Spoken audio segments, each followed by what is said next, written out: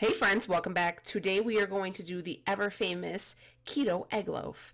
So we're going to go ahead, preheat the oven to 350, and this recipe is really simple. You need 8 ounces of melted butter, you need 8 ounces of room temperature cream cheese, and 8 eggs. That's it.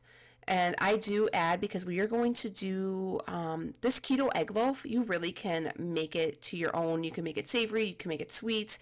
I've seen people do this as like a French, not French toast, a like garlic toast, and add in different ingredients. This is the way we are going to do it, is going to be more of a French toast inspired type thing, because I'm all about the breakfast. And on this particular day, we were having breakfast for dinner.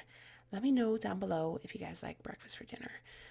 So yeah, I'm going to go ahead and sweeten this with a little bit of artificial vanilla flavoring and a little bit of cinnamon, and I'm going to throw it in my stand mixer.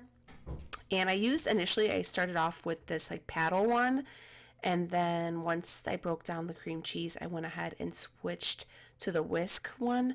I actually just got rid of my stand mixer. I gave it to my mother-in-law, and I just got a hand mixer because this thing just wasn't my friend. So yeah, you're going to go ahead and mix up everything. Get it as smooth as possible. I find it very hard to get a really smooth consistency with cream cheese, but I try nonetheless. So yeah, we got the mixer mixing it all up. I'm going to put it in this like bread pan. This is a silicone one I got from Aldi. I sprayed it with a little non-stick spray just to be on the safe side. And yeah, I'm just going to go ahead and toss it all in here. I got my daughter being my cameraman today. Shout out to Rhea. And I'm going to top it with a little bit of cinnamon as well.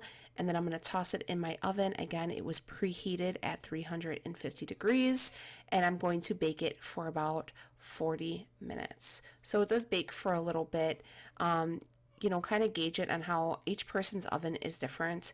Since I got the new oven, I feel like it warms up a little bit quicker than my old one, and just make sure that it is not like wet inside. So you can see with this one, it does rise like this, that's normal, but you can see it's still a little wet on the inside.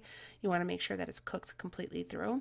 So I cooked it for about 38 minutes, and this is how it like risen.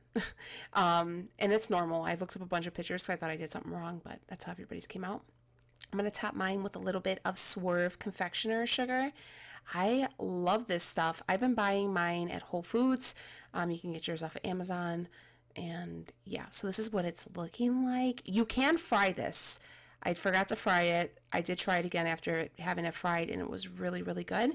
And we're topping it with a little bit of the Carrie's sugar-free syrup. And this is actually going to be for you. All right, go ahead, babe.